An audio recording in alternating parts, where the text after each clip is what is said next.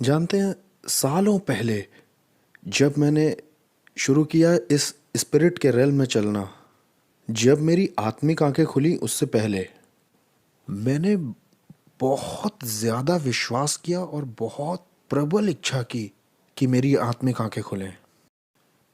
आप जानते हैं, मैं नया जन्म पाया हूँ हिंदू परिवार से, एक ऐसे डिनोमिनेशन से जो कि पवित्र आत्मा के बपतिस्मे में विश्वास नहीं करते हैं। जब मैं हिंदू था तब मैंने एक पर्चा पाया अपने लेटर बॉक्स के अंदर, जिसमें कि 30 दिन का एक क्रूसेड के बारे में लिखा हुआ था, और मैंने एक बोझ महसूस किया अपने अंदर कि मुझे इसमें जाना है। आप जानते हैं, हम हिंदू हैं तो हमें नहीं मालूम होता है कि वो जो लड़ाइयाँ चर्च में हो रही हैं सारी, उनके बारे में। अरे हमारी डिनोमिनेशन सही है, देखो तुम्हारी डिनोमिनेशन गलत है, हमें ये सब के बारे में कुछ नहीं मालूम। हम तो बस इतना जानते हैं कि एक ईश्वर है जिसे यीशु मसीह कहते हैं, और क्रिश्चियन जो होते हैं वो चर्च जाते हैं, बस इतना ही हमें पता होता है। जब हम एक बाहरी आदमी होते हैं तो मैं गया इस मीटिंग में, और वो एक ऑडिटोरियम में थी इसी तरह के, और मैं वहाँ बालकनी में बैठा हुआ था और संदेश सुन रहा था। और जब प्रचारक ने, जो अमेरिका का था, उसने ऑल्टर कॉल दिया, मेरे आत्मा की गहराई के अंदर मैंने एक आवाज़ सुनी, ये है सच्चा ईश्वर, जाओ और इसका अनुसरण करो। एक सच्ची सुन सकने योग्य आवाज़ जो अंदर गहराई से आ रही थी, ये है सच्चा ईश्वर, जाओ इसका अनुसरण करो। तो मैंने अपने दिमाग में सोचा, उन ईश्वरों का क्या जिनकी हम अब तक पूजा करते आए हैं। हिंदू जो होते हैं वो 33 करोड़ देवी देवताओं की पूजा करते हैं, आपको पता है? ये मत पूछिएगा कि वो गिनते कैसे हैं, सब जोड़ जोड़ के तो थक ही जाएंगे।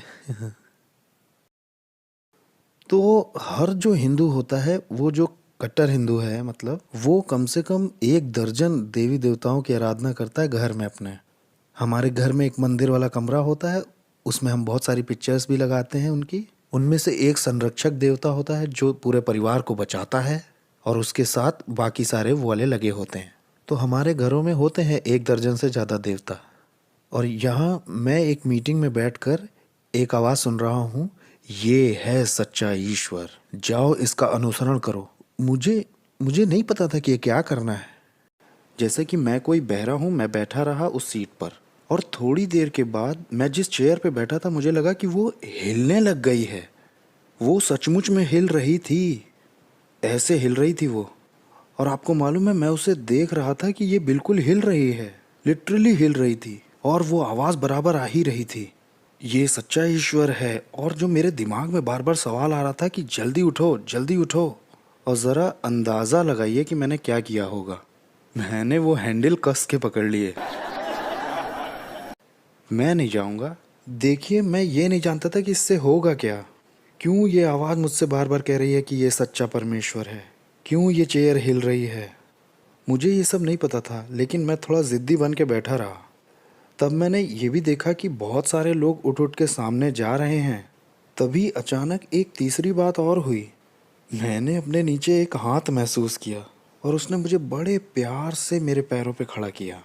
अब क्योंकि मैं ऊपर वहाँ बालकनी में बैठा हुआ था, तो मैंने अपने दिमाग में ये सोचा, देखो पहले तो आवाज़ आई, फिर चेयर भी हिली, और तीसरा हाथ भी आया जिसने मुझे प्यार से उठाया। अब अगर मैं और ज़्यादा इनकार करता हूँ तो ये हाथ मुझे अब नीचे ही उठा के फेंक देगा सीधा।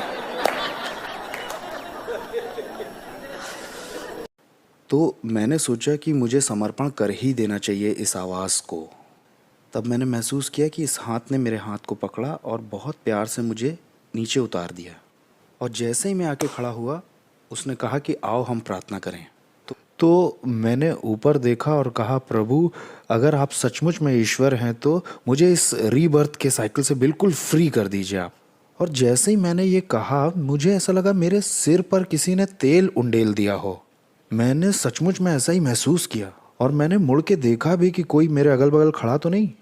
वहाँ लगभग 3 फुट के दायरे में कोई भी इंसान नहीं खड़ा था, कोई नहीं। लेकिन मैंने महसूस किया कि मेरे सिर पर तेल जैसा कुछ उंडेला गया है और वो धीरे धीरे नीचे आ रहा था। और जैसे ही वो धीरे धीरे नीचे आ रहा था, मैंने महसूस किया कि मेरे दिल में एक तरह की सफाई सी हो रही है। और फिर वो बहते हुए मेरे शरीर पर आया, मेरे हाथों पर आया, मेरे चेहरे पर आया, मेरे पैरों तक चला गया। और जैसे ही वो पैरों के पंजों तक आया, वो एकदम से चला गया। और मैंने तुरंत महसूस किया कि मेरे सारे पाप माफ़ हो गए। और एक बहुत अजीब सी शांति, जिसे मैं समझा नहीं पाऊंगा, लेकिन उसने मेरे दिल को भर दिया।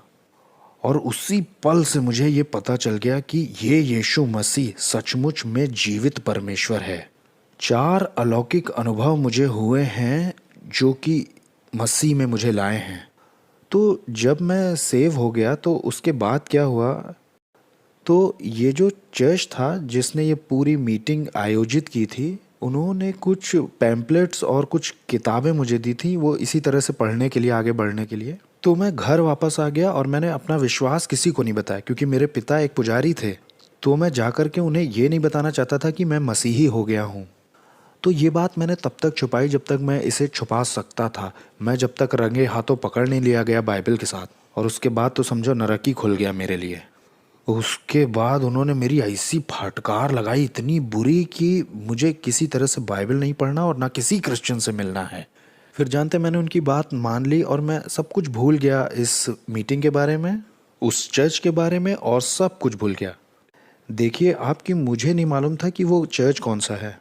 मुझे ये भी नहीं मालूम था कि कौन सा पंथ या डिनोमिनेशन है वो। बस मुझे इतना मालूम था कि मैं बच गया हूँ। मेरे लिए इस बात का कोई मतलब नहीं था कि वो कौन सा चर्च था। और जब मैं वो किताब पढ़ रहा था, तो वो ही आवाज़ जो मैंने सुनी थी कि ये है सच्चा ईश्वर, एक बार फिर उस आवाज़ ने बात की। उसने कहा कि तुमने गलती कर दी, तुम उसी चर्च में वापस जाओ और बपतिस्मा लो। वही समय था, बहुत ही साफ और बहुत ही स्पष्ट, जैसे कि मैंने 6 महीने पहले वहाँ सुनी थी। तो मुझे वो सारी घटनाएं याद आ गईं और मैं तुरंत उठा और चर्च गया। मेरे लिए अच्छी बात ये थी कि वो शनिवार को सर्विस करते थे। तो मैं अपने पिता से झूठ बोल के कि मेरे स्कूल में एक्स्ट्रा क्लासेस चल रही हैं, तो मैं अपनी स्कूल की ड्रेस पहन के, तो मैं अपने उस स्कूल में चला जाता था। और मैं सिर्फ एकमात्र ऐसा लड़का था जो वहाँ स्कूल ड्रेस में जाता था, वहाँ चर्च में। तो खैर, मैं वहाँ जाकर चर्च में पास्टर से मिला और मैंने कहा मुझे बपतिस्मा लेना है। मैं लंबी बात को छोटा कर रहा हूँ कि उन्होंने कहा कि पहले तुम्हें बाइबल के बारे में जानना होगा, तभी हम तुम्हें बपतिस्मा दे सकते हैं। मैंने पूछा इसमें कितना समय लगेगा? उन्होंने कहा 3 महीने। मैंने कहा ठीक है। तो हर संडे की दोपहर को जब मेरे पिताजी सोया करते थे, उस बीच में यही वो समय होता था जब मैं घर से निकल जाता था, चर्च जाता था, अपनी बाइबल स्टडी लेता था और तुरंत भाग के घर आता था अपने पिता के उठने से पहले। तो खैर, मैंने बपतिस्मा पाया 3 मार्च 1979 को। और इसके बाद मैं अब हाई स्कूल में आ चुका था। एक दिन मैं सड़क पर चलते हुए जा रहा था अपने स्कूल की तरफ, और मैंने देखा कि ऊपर से कुछ मेरे ऊपर आया और मेरी स्पिरिट में अंदर चला गया। और जब वो अंदर आया, उसी आवाज़ ने फिर बोला, परमेश्वर तुम्हें सेवकाई में बुला रहा है। तो इस तरह मैं कदम दर कदम आगे बढ़ा और मैं उस चर्च का मेंबर भी बन गया। जब मुझे मेरी बुलाहट मिल गई, मैं बहुत लंबी कहानी को बहुत छोटा करके बता रहा हूँ, करीब करीब 1.5 साल के बाद मैं उस चर्च से बाहर आ गया। वजह ये थी क्योंकि वहाँ पर जो गलत शिक्षाएं या गलत डॉक्ट्रिन्स, गलत सिद्धांत सिखाए जा रहे थे, उनकी वजह से। तो जब मैंने वो चर्च छोड़ दिया तो मैं एक पेंटिकॉस्टल चर्च में आया। और यहाँ जब मैं आया पेंटिकॉस्टल चर्च में, तो यहाँ ये लोग उछल रहे हैं, डांस और ताली बजा रहे हैं। मुझे बिल्कुल पानी के बिना मछली जैसा लगने लगा। मुझे बिल्कुल अच्छा नहीं लगा पेंटिकॉस्टल चर्च में। तो मैंने सीधा प्रभु से कहा कि मुझे इनकी भी नहीं सुननी है और ना इन लोगों की। मैं चाहता हूँ कि प्रभु आप मुझे सिखाएं। तो मैंने बाइबल ली और मैंने सुसमाचारों को पढ़ना शुरू किया, बार बार बार बार बार बार बार बार, जब तक कि मुझे यकीन नहीं हो गया कि ये सच है, ये पवित्र आत्मा का बपतिस्मा सच्चा है। और जैसे ही मुझे ये पता चला कि ये सच है, मैं बहुत ज़्यादा प्रार्थना करने लगा। 1980 के बीच वाले महीनों से लेकर के 81 के सितंबर तक मैंने दृढ़ निश्चय के साथ प्रार्थना की, प्रभु मुझे पवित्र आत्मा से भरिए, पवित्र आत्मा दीजिए। फिर 1981 के सितंबर में एक बहुत परमेश्वर के सामर्थी जन हमारे कस्बे में आए और उन्होंने एक बड़ा क्रूसेड किया और उस क्रूसेड में मैं पवित्र आत्मा से भरता चला गया। 3 दिन तक लगातार भरता गया। मुझे ऐसा लग रहा था कि दसियों हजार बिजलियां मेरे अंदर से जा रही। 3 दिन तक वो मेरे अंदर से बहता ही जा रहा था। बिजली बहती जा रही थी, बहती जा रही थी, बहती जा रही थी। वो 3 दिन तक लगातार हर रोज ऐसा हुआ। तो अब मैं बहुत खुश हो गया क्योंकि मैं पवित्र आत्मा में बपतिस्मा पा गया। और उसके बाद मैंने बहुत प्रबल इच्छा करी पवित्र आत्मा के वरदानों की, क्योंकि ये बात मैंने परमेश्वर के उस जन में देखी थी कि कैसे उसके जीवन में पवित्र आत्मा के 9 वरदान प्रकट होते थे, कि कैसे वो लोगों के नाम बता देते हैं, उन लोगों की समस्याएं बता देते हैं। मैंने कहा प्रभु मुझे ये चाहिए। मैंने दृढ़ता से प्रार्थना की पवित्र आत्मा के वरदानों के लिए। और जब मैं पवित्र आत्मा के वरदानों को अभ्यास करने लग गया था अपने जीवन में, फिर भी मैं उससे कभी नहीं, अभी कुछ और बाकी है। तो मुझे पता चला परमेश्वर के एक और जन के बारे में। वैसे ये दोनों ही अभी इस वक्त प्रभु के पास जा चुके हैं। ये जो प्रभु का दूसरा जन था, इसकी बड़ी भीतरी गहरी अंतरंग चाल थी प्रभु के साथ स्वर्गीय स्थानों में। ये स्वर्ग तक उठा लिए जाते थे, ये स्वर्गदूतों को देखते थे, ये एक जगह से दूसरी जगह चले जाते थे, ये उन लोगों से जो महिमा में संत हैं उनसे भी मिल लेते थे। ये वाली बात मेरे अंदर और उत्साह पैदा कर रही थी। मैंने कहा अब मुझे ये चाहिए। तो ये अगला कदम था।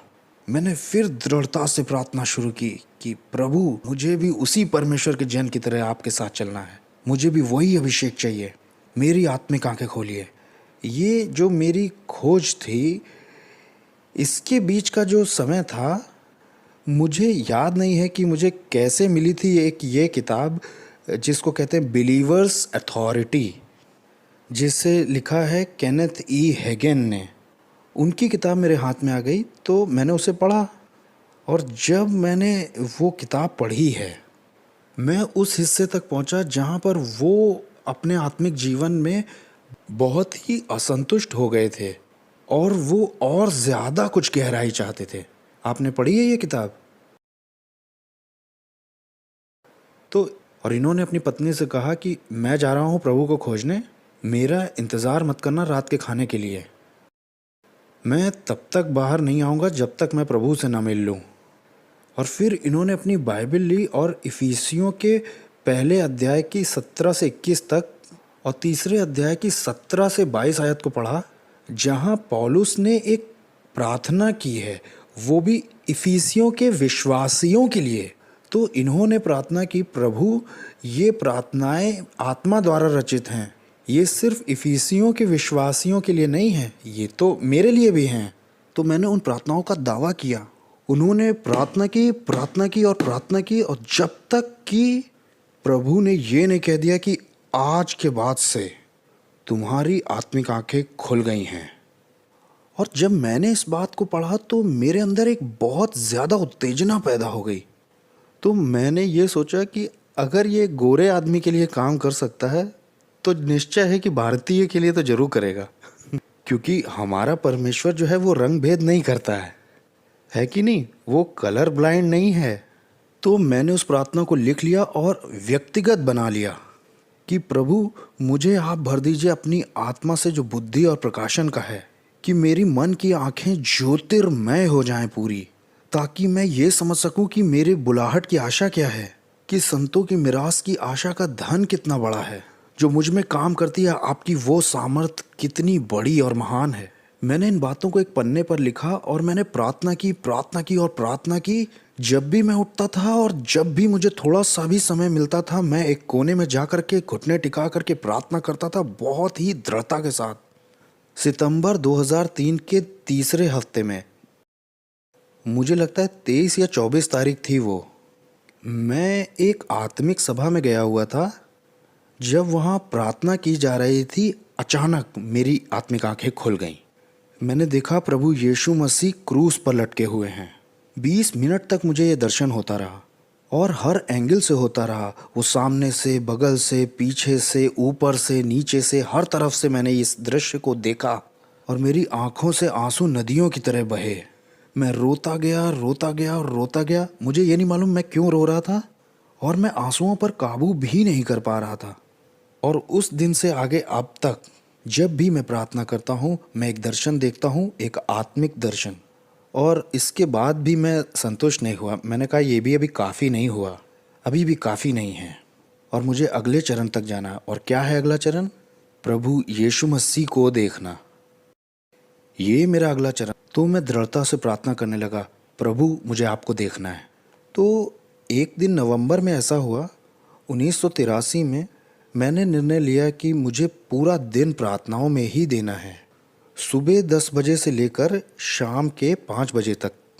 तो मैंने जो मेरे साथ सहभागी था उससे कहा, देखो मुझे आज प्रार्थना करनी है, कृपया मुझे परेशान मत करना प्लीज़। जो आज का मेरा काम है वो तुम कर दो, कल मैं तुम्हारा कर दूंगा। तो वो मान गया, अच्छा विश्वासी था। तो सुबह ठीक 10 बजे मैं कमरे में चला गया उस प्रार्थना के। मैंने घुटने टेके और आराधना शुरू करी परमेश्वर की, वचन पर मनन किया और परमेश्वर की बाट जोही। और फिर जब शाम हुई, लगभग 4 बजे होंगे, मैंने कहा ठीक है अब चलो मैं इन सब के लिए प्रार्थना करता हूँ। तो मैंने घुटने टेके अपने बिस्तर के बगल में, और जैसे ही मैं कहने जा रहा था, प्रभु पवित्र आत्मा आप मेरी सहायता कीजिए कि मैं इन पत्रों के लिए प्रार्थना करूं। और जैसे मैं ये वाक्य कहने ही जा रहा था बस, तो मैंने एक आवाज़ सुनी जैसे कोई दरवाजे का हैंडल खोल रहा हो। तो मुझे बड़ा आश्चर्य हुआ कि जब मैंने बोला है कि भाई कोई अंदर मत आना, मुझे परेशान ना करना, तो कैसे कोई आ सकता है। और जैसे ही मैं ये कहने जा रहा था कि कौन है वहाँ, प्रभु यीशु मसीह अंदर आ गए। इतना ही सच्चा जैसा आप मुझे यहाँ देख रहे हैं ऐसे मैंने उन्हें वहाँ खड़े देखा। एक बहुत ही सुंदर सा नीला बागा पहने हुए थे वो। नीला बागा पहने वो वहाँ खड़े थे और उन्होंने अपने पीछे दरवाज़ा बंद किया और बहुत ही सौम्य तरीके से वो चले। अरे बहुत महिमा के साथ। जानते हैं प्रभु की चाल की कोई नकल नहीं कर सकता। उनकी चाल एक बहुत सज्जन व्यक्ति की चाल है। वो आए सीधे चलते हुए, मैं बिल्कुल ऐसे था। हाँ, और क्या करेंगे आप भी बिल्कुल पक्का ऐसे ही करेंगे। तो ऐसे था। घड़ी मैंने देखा प्रभु को, पूरा दिमाग खाली हो गया, एकदम एकदम खाली और बिल्कुल आश्चर्य से। मैं चकित था प्रभु यीशु की सुंदरता पर। सुंदरता जो थी अति सुंदर थी। जानते हैं जब सुलेमान ने लिखा है कि वो 10,000 से ज़्यादा सुर्ख है, वो सही नहीं है मेरे हिसाब से। ये 10,000 से भी ज़्यादा था। 10,000 से बहुत ज़्यादा था, बहुत ही भव्य। वो आए और मेरे बराबर में खड़े हुए और जो अगली बात उन्होंने कही उससे मुझे बड़ा धक्का जैसा लगा। उन्होंने कहा, मैं आया हूँ ताकि तुम्हारे साथ प्रार्थना करूँ। मैंने कहा, आपका मतलब क्या है प्रभु? मैंने ऐसा पहले कभी नहीं सुना। और जो अगला काम उन्होंने किया उससे मुझे और धक्का लगा। उन्होंने घुटने टेक दिए। ओ मेरे, ये तो और बुरा से बुरा होता जा रहा है। मुझे ये समझ में नहीं आ रहा था कि मैं कैसे प्रतिक्रिया करूं। आपको मालूम है, यहाँ पहले मैं उनकी सुंदरता से धक्का खाया हूँ, दूसरा धक्का ये है जो बात उन्होंने बोली, और तीसरा वो काम जो उन्होंने किया जिससे मैं धक्का खाया कि घुटने टेक दिए। और तब उन्होंने कहा कि अपने हाथ उन पत्रों पर रखो और आओ हम प्रार्थना करें। तब तक मैंने थोड़ी हिम्मत बटोर ली थी। मैंने कहा, प्रभु मुझे बिल्कुल नहीं मालूम है कि इन लोगों ने अंदर क्या क्या लिखा है। क्या मैं एक एक लेटर को खोल करके आपके सामने पढ़ूं? और उसके बाद हम प्रार्थना करें? देख रहे हैं ना कि हम लोग कितने भोले और मूर्ख होते हैं। और वो बस मेरी तरफ देख के मुस्कुरा रहे थे, एक बहुत ही खूबसूरत मुस्कान के साथ। उन्होंने कहा, बस हाथ रखो और हम प्रार्थना करेंगे। तब मैंने अपने हाथ रखे और प्रभु ने अपने हाथ मेरे हाथ के ऊपर रखे और उन्होंने कहा कि आओ अब हम प्रार्थना करें। और उन्होंने अपना चेहरा ऐसे उठाया और जाहिर सी बात है मैंने तो प्रार्थना की नहीं। मैं ये मौका खोना नहीं चाहता था, इसलिए मैंने अपनी आंखें खुली रखी, उनकी ओर देख रहा था। हम इतने पास थे। मैंने उनकी तरफ देखा और उन्होंने अपना चेहरा ऐसे उठाया और उन्होंने इस तरह से आहें भरी कि आंखों से आंसू बहने लगे। आप जानते हैं, मैंने रोमियो 8:26 को वहाँ अपनी आंखों के सामने होता हुआ देखा। पवित्र आत्मा प्रार्थनाओं में आहें भरते हैं। मैंने प्रभु को देखा, वो आत्मा से अंदर अंदर हिचकियां ले रहे थे और प्रभु का पूरा शरीर और पूरी छाती हिल रही थी इस तरह से, और इतनी हिचकियां और आहें भरते हुए और आंसू बहे चले जा रहे थे। और जब वो पहला पत्र पूरा हो गया तब उन्होंने कहा, इसी तरह से तुम्हें सारे पत्रों का प्रत्युत्तर देना है। और इस तरह से हमने उन 300 पत्रों तक किया, एक के बाद एक के बाद एक। एक सामूहिक प्रार्थना नहीं की गई जैसा इन दिनों में बड़ा प्रचलित भी है आजकल। उस दिन मैंने ये जाना कि हर एक इंसान प्रभु के लिए महत्व रखता है, हर एक विनती प्रभु के लिए महत्व रखती है। इस सामूहिक प्रार्थना नहीं थी कि प्रभु हम इन सब के लिए प्रार्थना करते हैं, उत्तर दीजिए।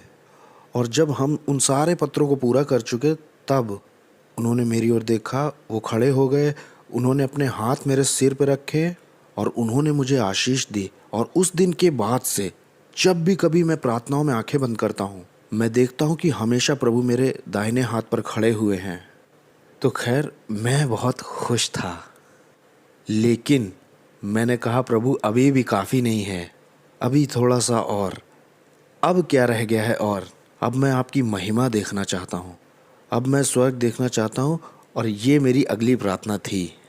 और मैंने फिर दृढ़ता से प्रार्थना की कि प्रभु मुझे आपकी महिमा देखनी है, आपकी महिमा देखनी है प्रभु। फिर से पूरा दिल लगा के प्रार्थना की। और इसके पहले कि आपको मालूम है, बाइबल हमें बताती है इब्रानियों 11वें अध्याय और 12वें अध्याय में कि अंत के दिनों में संतों के साथ की संगति चर्च को फिर से वापस कर दी जाएगी। आपको ये बात मालूम है ना? ये जो प्रभु के जन हुआ करते थे, वो अपने अद्भुत अनुभवों को बताया करते थे कि कैसे उनकी संतों के साथ संगति होती थी। आप मरे हुए लोगों से बात नहीं कर रहे हैं, वो मरे नहीं हैं। क्योंकि बाइबल कहती है, और ये तो प्रभु ने खुद कहा है, परमेश्वर मरे हुओं का परमेश्वर नहीं है, परमेश्वर तो जीवितों का परमेश्वर है।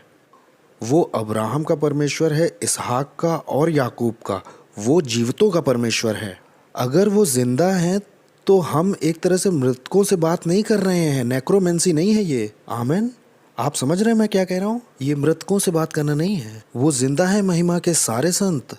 और हमारे पास अभिलेखों में प्रमाण भी दिया है। मत्ती 17वें अध्याय में जब मूसा और एलिया प्रभु से मिलने आते हैं तो पद तो वहाँ दिए हैं, है कि नहीं? प्रभु ने मुझे एक आज्ञा दी थी और कहा था कि इस आज्ञा को पूरा करो। हर दिन इतने घंटे तुम्हें प्रार्थनाओं में देने होंगे। मैं ये नहीं बताऊंगा कि कितने घंटे, क्योंकि ये सिर्फ खास मेरे लिए था। ये बात सबके ऊपर लागू नहीं होगी।